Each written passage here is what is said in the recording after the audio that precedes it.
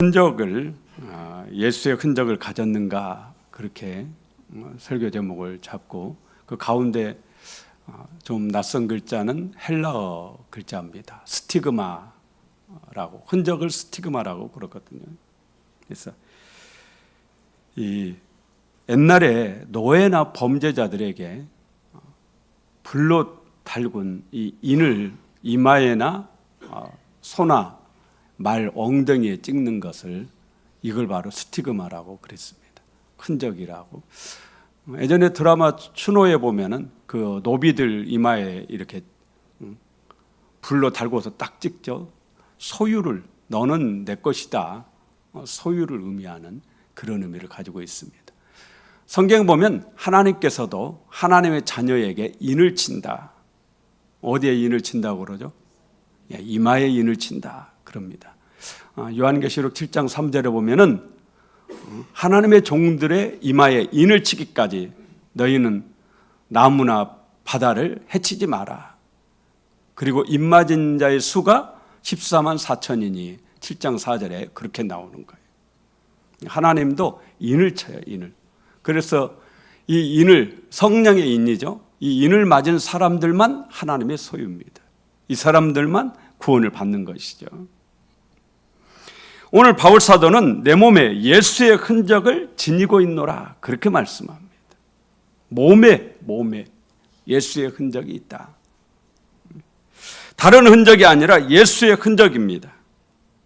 그러니 이것은 분명히 바울이 예수님의 것이라는 분명한 증거가 되는 그런 흔적일 거다. 성경학자들마다 이 흔적이 무슨 흔적일까 여러 견해가 있는데 저는 이 흔적이 사도 바울의 눈에 있는 안질이라고 믿습니다. 사도행전 9장을 읽어보면 사도 바울의 간증이 나옵니다. 사도 바울은 간증을 사도행전에서만 세 군데에서 해요. 사도행전 9장에 한 번, 사도행전 22장에서 한 번, 사도행전 26장에서 한 번 이렇게 세 군데서 하거든요. 그런데 그 사도 바울의 간증을 이렇게 보면요. 원래 바울 사도는 예수 믿는 사람을 핍박하던 잡아서 감옥에 가두고 매질을 하고 고문을 하고 죽이는 데 앞장섰던 그런 사람이죠. 얼마나 열심히 했냐면요. 이스라엘에서 이웃나라인 다메섹, 수리아의 당시의 큰 도시입니다. 한 200km 떨어져 있거든요. 다메섹까지 예수 믿는 사람을 체포하려고 체포영장을 가지고 그 허가서를 가지고 다메섹으로 가는 겁니다. 그런데 가던 길에 부활하신 예수님을 직접 만나요. 성경에 여기 외에 주님이 하늘나라로 가신 이후에 직접 만나준 사람은 기록이 없어요. 직접 부활하신 예수님 직접 만납니다. 그런데 그 만나는 과정 중에 읽어보면 하늘에서 빛이 이렇게 쫙 비치거든요. 그리고 눈은 떴는데 보이질 않아요. 아무것도 보이질 않습니다. 그래서 자기 시력을 완전히 상실합니다. 눈은 떠 있는데 시력을 완전히 상실해요. 예수님께서 다메섹으로 가서 아나니아라는 사람에게 치료받게 하십니다.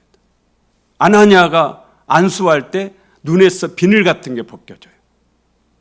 그리고 눈을 뜨게 되거든요.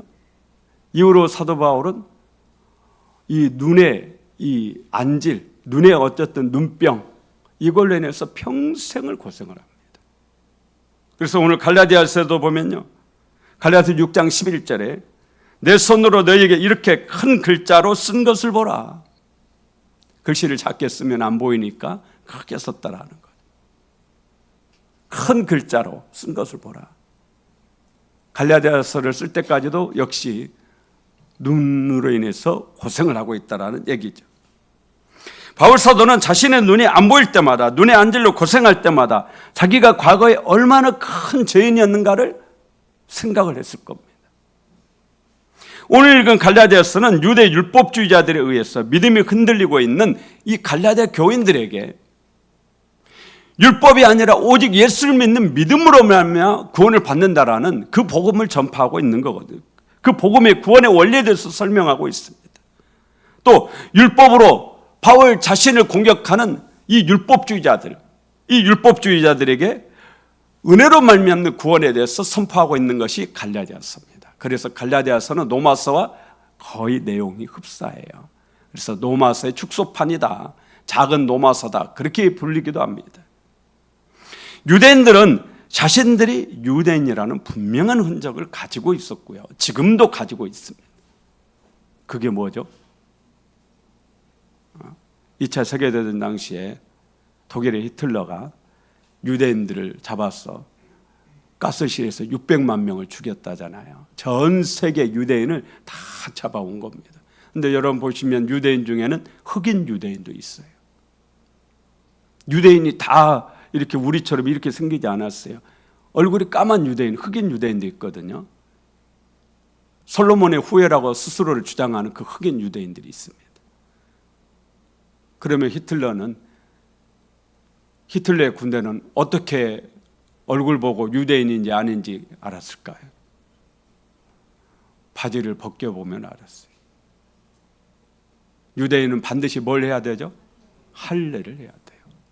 우리로 말하면 포경수술, 할례를 해야 돼요.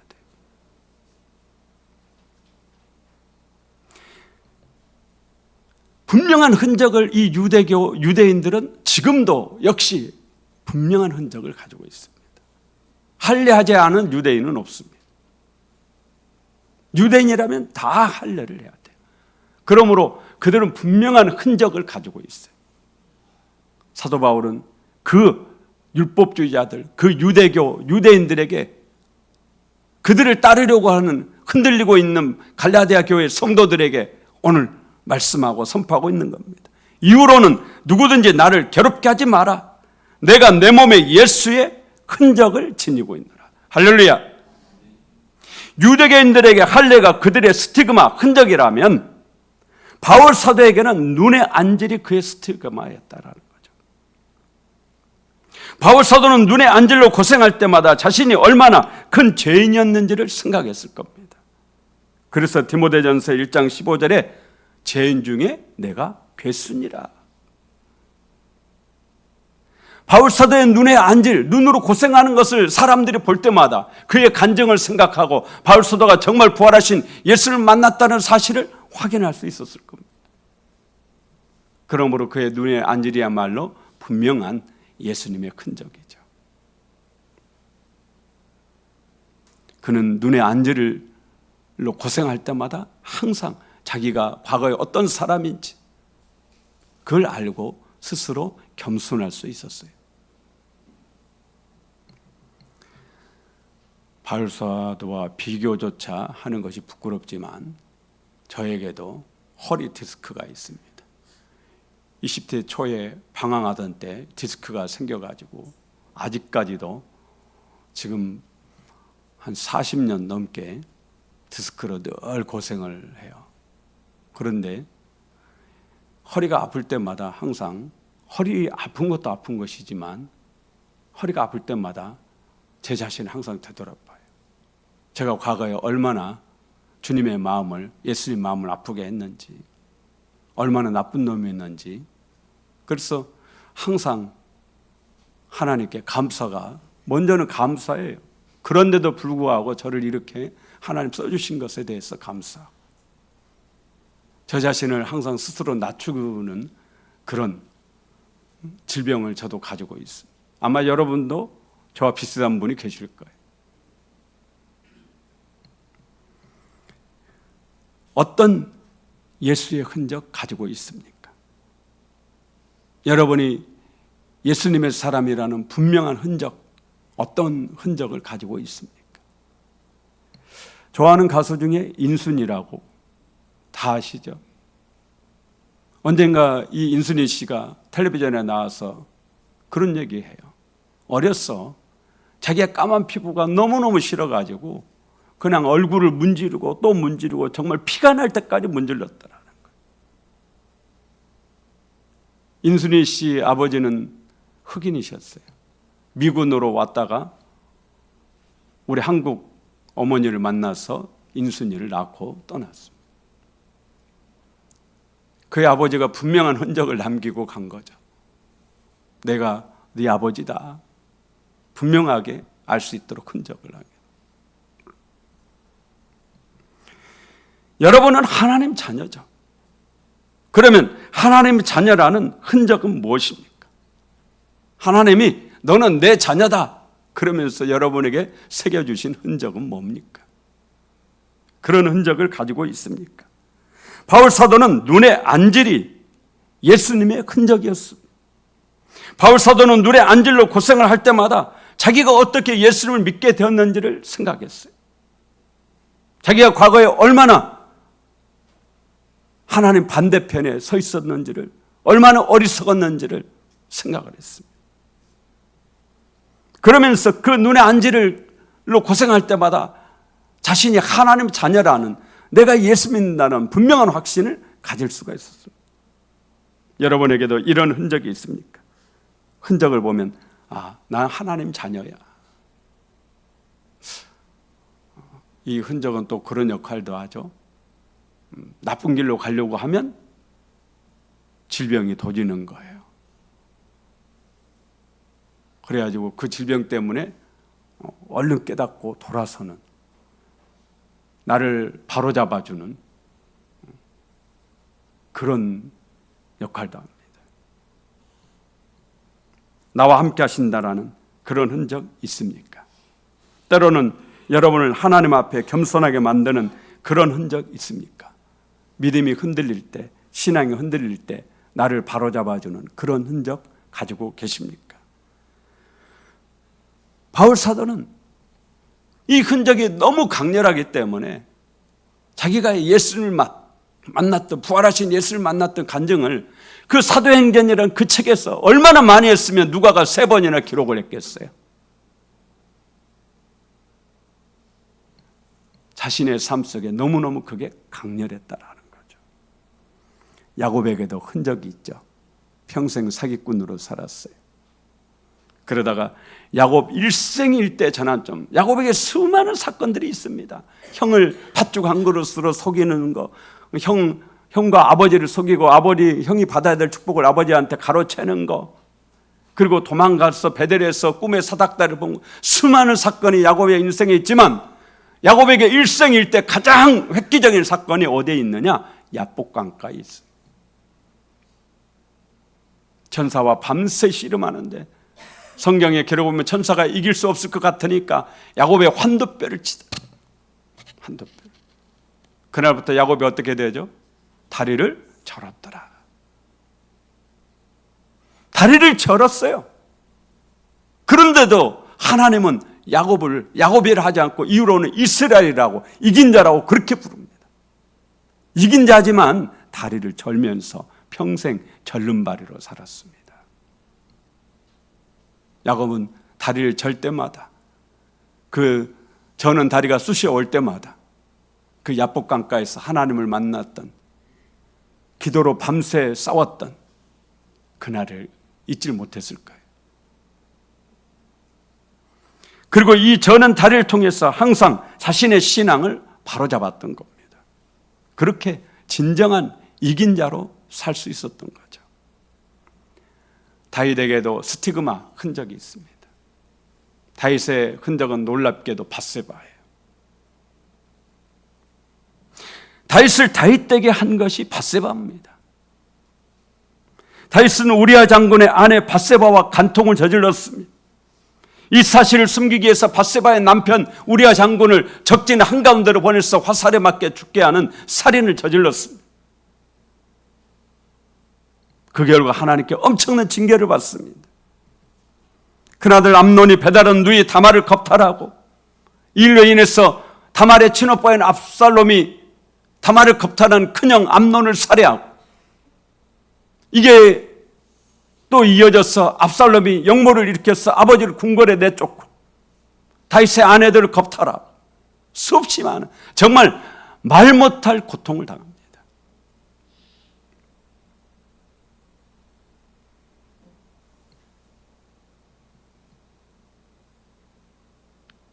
압살롬이 반역을 일으켰다가 실패하고 결국 죽임을 당하죠. 다윗에게 죄는요 순간의 달콤함을 선사했지만 죄의 대가는 엄청나게 컸습니다. 다윗에게 밧세바 사건이 없었다면 아마 다윗도 사울왕처럼 교만해졌을 수 있었을 겁니다.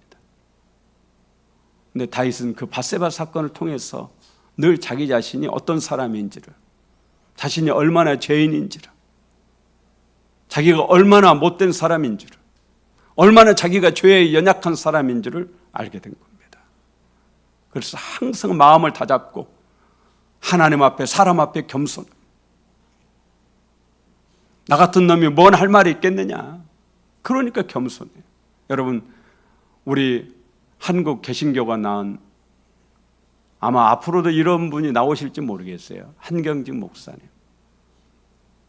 한경진 목사님을 한경진 목사님 되게 한 것이 신사참배라고 그러죠. 한 목사님은 일제강점기 때 당신이 신사참배했던 것을 너무너무 부끄럽게 생각하고 하나님께 너무너무 죄송하게 생각하고, 신사참배한 나 같은 것이 어디서 무슨 큰 소리를 하겠느냐. 사람 앞에 겸손하고 늘 하나님 앞에 겸손했다고 그래요. 큰 소리 내려고 하다가도 나 같은 것이 뭔 할 말이 있느냐. 나 같은 죄인이 무슨 할 말이 있느냐. 신사 앞에, 우상 앞에 절했던 나 같은 것이 무슨 큰 소리를 낼 수가 있겠느냐. 그래서 더욱더 겸손하셨다고 그러죠. 신사참배는 한경진 목사님의 스티그마였던 거죠. 프로 바둑 기사들은요, 바둑을 다 마친 후에 다시 그 바둑 돌들을 처음부터 그대로 상대방 돌까지 그대로 놓을 수가 있다고 그러죠. 둘이 바둑을 두다가 한 사람이 기분 나빠가지고 에이 하고 엎어버려도 그대로 다시 놓는다라는 거예요. 바둑돌이 얼마나 개수가 많습니까? 저도 바둑을 조금 둬봤는데 정말 오묘하거든요. 진짜 지금도 생각하면 신기하거든요. 어떻게 그 바둑돌을 다 기억해내고 내가 놓은 돌, 상대방이 놓은 돌 그대로 다 이걸 복기라고 그럽니다. 복기. 복기가 가능하면 프로죠. 어떻게 이럴 수가 있냐. 이재철 목사님이 쓴 요한과 더불어라는 책에 이재철 목사님도 이걸 너무너무 궁금하게 생각한 거예요. 그래서 프로 바둑 기사를 만났을 때 물었답니다. 아니 어떻게 그럴 수가 있습니까? 그러니까 프로가 하는 말이, 목사님, 의미 있는 돌을 놓으면 다 할 수 있습니다. 바둑돌 하나하나를 놓을 때 자기의 모든 것을 쏟아서 어디다 놓아야 될 것인지 수도 없이, 여기다 놓으면 상대방이 어디에 놓을 건지 수도 없이 생각하고 그 돌 하나를 놓는다라는 거죠. 의미 있는 돌을 놓으면 처음부터 다시 하라고 해도 그대로 놓을 수 있다. 그러면서 이 요한과 더불어라는 이 책에 이재철 목사님이 끝에 이런 말을 남겨요. 얼마나 살았느냐에 상관없이 결국에는 의미를 지닌 날들만 살아남게 되는 것입니다. 2023년 여러분 365일 사셨죠? 며칠 생각나시나요?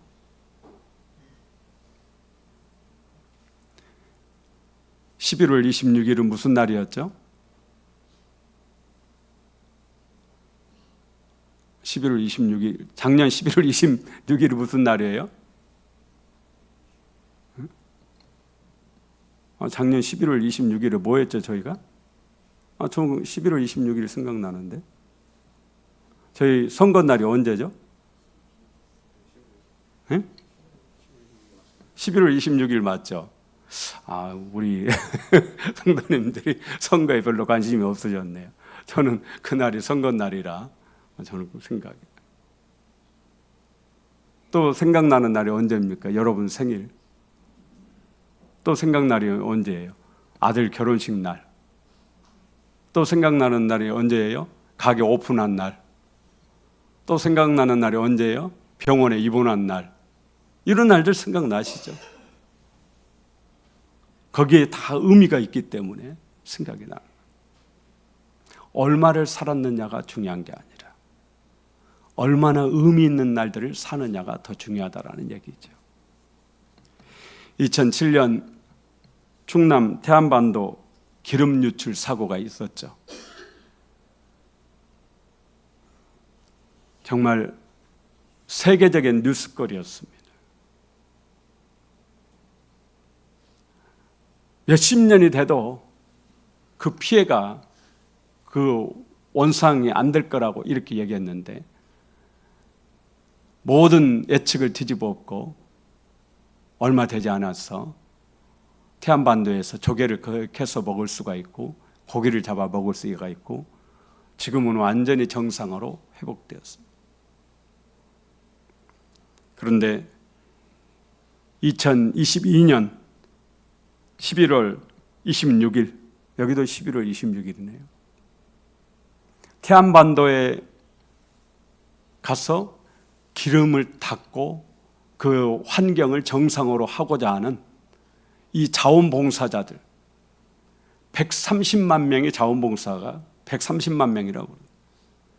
이 사건이 문건으로 20만 문건이 넘는다죠.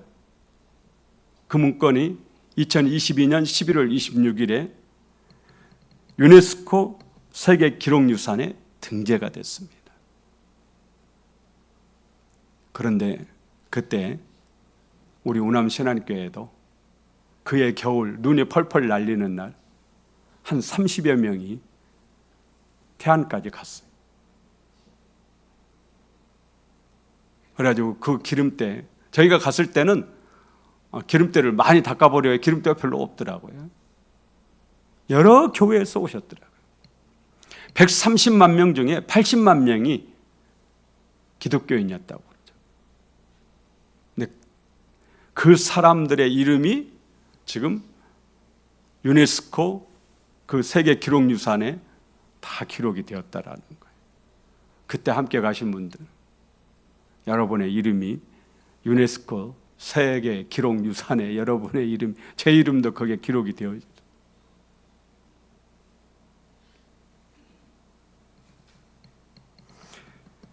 신년 특별 새벽기도회를 마쳤습니다.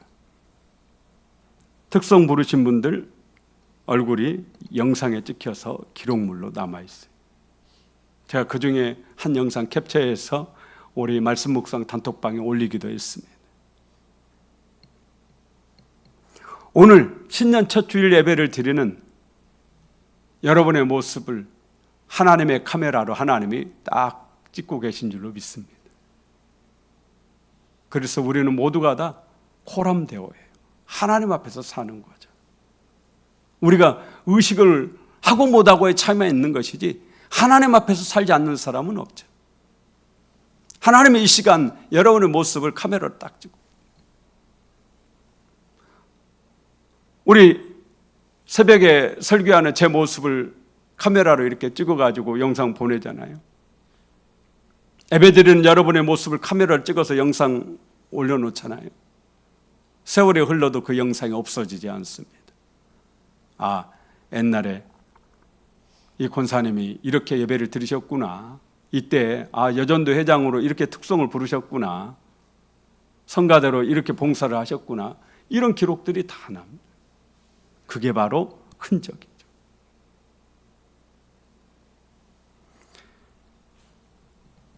금년 하루하루 사실 때 아무렇게나 허투루 살지 말고 흔적을 남기는 삶을 살기를 원합니다.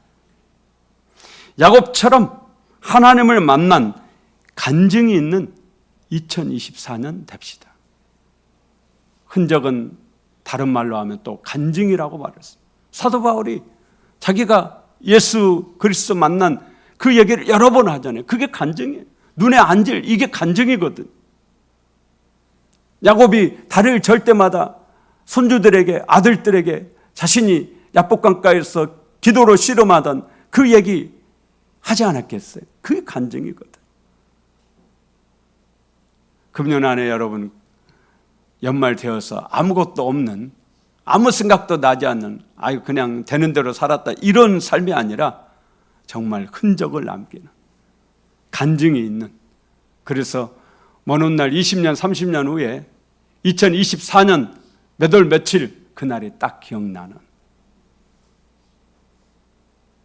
적어도 2024년도가 기억나는 그런 흔적이 있는, 스티그마, 흔적을 남기는 그런 저와 여러분 되시기를 예수 이름으로 축원합니다.